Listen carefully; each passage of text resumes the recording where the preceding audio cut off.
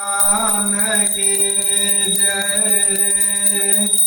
देवी पूज पद कमल तुम्हारे, सुर नर मुनि सब होहि सुखारे।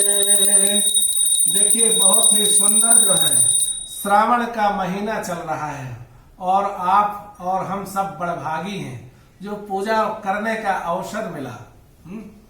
तो भगवान के मंदिर जाते हैं तो मंदिर में चौघट होती है।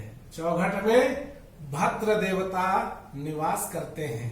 भगवान शंकर के गण हैं, भद्र देवता चौघट में निवास करते हैं, मंगल देवता चौघट में निवास करते हैं। इसलिए हम भगवान के मंदिर जाएं, जल चढ़ाते हैं तो हम कैसे चढ़ाते हैं? दूध चढ़ाते हैं तो हम ऐसे चढ़ाते हैं, ठीक है। दही चढ़ाते हैं ऐसे चढ़ाते हैं।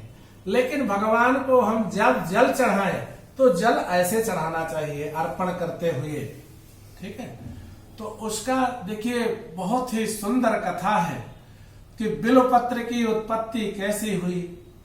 तो ऐसी मान्यता है कि जो ख्याति देवी है, ख्याति देवी कौन है? पार्वती देवी। अन्नपूर्णा स्वरूपणी जो पार्वती देवी हैं, ख्याति देवी हैं, उनके आंखों से, उनके चक्षु से बिल्वपत्र की उत्पत्ति हुई है।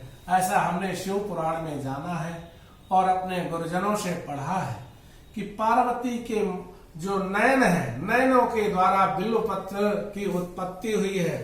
तो श्रावण मास में एक बिल्वपत्र चढ़ाने से देखिए कितनी बड़ी मान्यता है। क्या बोलते हैं? दर्शनम पाप नाशनम, यानी बिल्वपत्र का दर्शन होते ही पाप का नाश हो जाता है। और कहीं हम स्पर्श कर लिए तो स्पर्शनम मुक्तिदायकम, और भगवान को चढ़ा दिए तो मोक्ष को प्राप्त होंगे। हमें आवागमन की आवश्यकता नहीं पड़ेगी, भगवान अपने शरण में ले लेते हैं। बोलते हैं ना, एक बिल्वम शिवार्पणम, यानी एक बिल्वपत्र चढ़ाते हो तो आपको जितनी कोटि कन्यादानम, जो लाखों कन्यादान का फल मिलता है एक बिल्वपत्र चढ़ाने से। तो बिल्वपत्र की बहुत बड़ी महिमा है। भगवान शंकर के मंदिर जाएं, जल दूध चढ़ाएं, दही चढ़ाएं, लेकिन जल ऐसे चढ़ाएं, उससे लक्ष्मी प्रसन्न होती है। बिल्वपत्र चढ़ाते हैं, लक्ष्मी प्रसन्न होती है। बिल्वपत्र की यह ऐसी महिमा है। मंदिर जाएं, भगवान शंकर का नाम लें, ओम नमः शिवाय का जाप करें। भगवान सब कुछ जानते हैं आपको क्या चाहिए, कौन सा भक्त आया है और वो क्या लेने आया है। वहां पे भद्र देवता जो होते हैं चौघट में, वो नोट करते हैं कि ये आया तो सही, इसने किया क्या यहाँ आकर के। तो भगवान का दर्शन करें, भगवान का पूजन करें, लेकिन एक मिनट भी शांति से वहां बैठें, भगवान का स्मरण करें तो पूजा लाभदायी है। खाली भगवान को अपने दुख और सुख की लिस्ट पकड़ाने गए तो भगवान भी क्या सोचेगा, अरे ये दर्शन करने आया है कि दुखड़ा रोने आया है। तो भगवान के पास दुखड़ा ना रोए। भगवान तो सर्व अंतर्यामी है। तुलसीदास बाबा एक सुंदर चौपाई बोलते हैं, सो तुम जानहु अंतर्यामी, पुरवहु मोर मनोरथ स्वामी। भगवान का जो सच्चा भक्त है, भगवान को पता है कि आप किस लिए मंदिर आए हो, मेरे दर्शन के लिए आए हो या कुछ मांगने आए हो।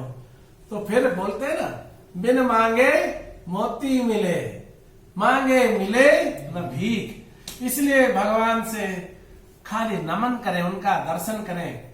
बोलते ना, स्पर्शनम पाप नाशनम, भगवान का स्पर्श होते ही आपके सारे पाप भस्म हो जाएंगे। गीता क्या बोलती है?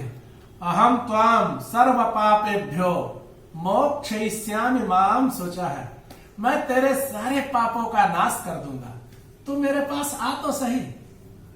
लेकिन भगवान के पास जाते नहीं लोग। तो बिल्वपत्र की मैं महिमा आपको बता रहा था। पार्वती के चक्षुओं के द्वारा बिल्व वृक्ष की उत्पत्ति हुई।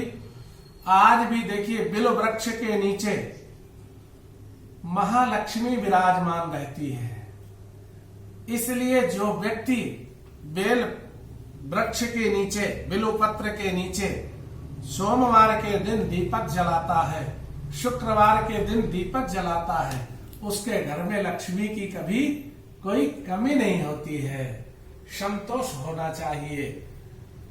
हमारे ऊपर कृपा ऐसी चाहिए कि हमारी आवश्यकता पूर्ण हो जाए और महालक्ष्मी प्रसन्न रहे। ऐसी मान्यता है कि बेल पत्र जो है, बेल वृक्ष जो है, उसके नीचे कोई गृहस्थी को संतान की प्राप्ति नहीं होती है तो उसके नीचे दीपक जलाना चाहिए और एक ब्राह्मण या ब्राह्मणी एक बालक को भोजन कराना चाहिए। किसका भोजन?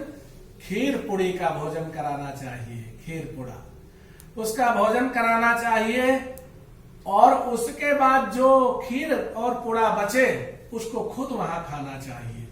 तो फिर भगवान शंकर की कृपा हो जाती है। सबसे सुखदायी जीवन किसका है? गृहस्थ आश्रम। सबसे सुखदायी जीवन भगवान शिव और पार्वती का ही है। इसलिए कलयुग में क्या बोलते हैं, भगवान शंकर की और पार्वती की पूजा ज्यादा लोग करते हैं। क्या बोलते हैं? कलयुग केवल नामो आधारा, सुमेरा सुमेरा नर उतर ही पारा। कलयुग तो केवल नाम के लिए आधार है। आज भगवान का सत्य से पूजन और स्मरण करें तो आज भी आपके लिए सतयुग है और इस कलयुग में भगवान का नाम उच्चारण करते ही इस भवसागर से हम पार हो सकते हैं। देखिए वो क्या बोलते हैं, हरिहर। हरिहर, हरिद्वार का नाम क्या है? हरिद्वार है। वहां हरि मतलब भगवान विष्णु का भी स्थान है, हर यानी भगवान शंकर का स्थान है। दोनों एक हैं, दोनों में कोई भिन्नता नहीं है। भगवान राम शंकर को अपना इष्ट देव मानते हैं और शंकर भगवान राम को अपना इष्ट देव मानते हैं। विष्णु भगवान शंकर भगवान को अपना इष्ट देव मानते हैं और भगवान शंकर विष्णु भगवान को अपना इष्ट देव मानते हैं। क्या बोलते हैं तुलसीदास बाबा? बहुत सुंदर बोलते हैं। देखिए बहुत सुंदर। शिव द्रोही ममो दास कहावा, शो नर मोहि शकुन हो नहीं भावा। यानी देखिए भगवान विष्णु क्या कहते हैं कि जो शंकर का द्रोही है, जो शंकर से बैर करता है, वो मेरा कितना भी अनन्य भक्त हो, वो मेरा दास कहलाने के योग्य नहीं है। इसलिए भगवान शंकर से बैर जो करता है उससे विष्णु भगवान भी नाराज हो जाते हैं। भगवान शंकर के पास तो हर व्यक्ति को जाना ही पड़ेगा। भगवान शंकर कहाँ निवास करते हैं? संसार में निवास करते हैं। आप इस संसारिक लीला में नहीं उनके दर्शन करेंगे तो आपको अंतिम समय भगवान शंकर के पास तो जाना ही पड़ेगा, क्योंकि वो शमशान में रहते हैं।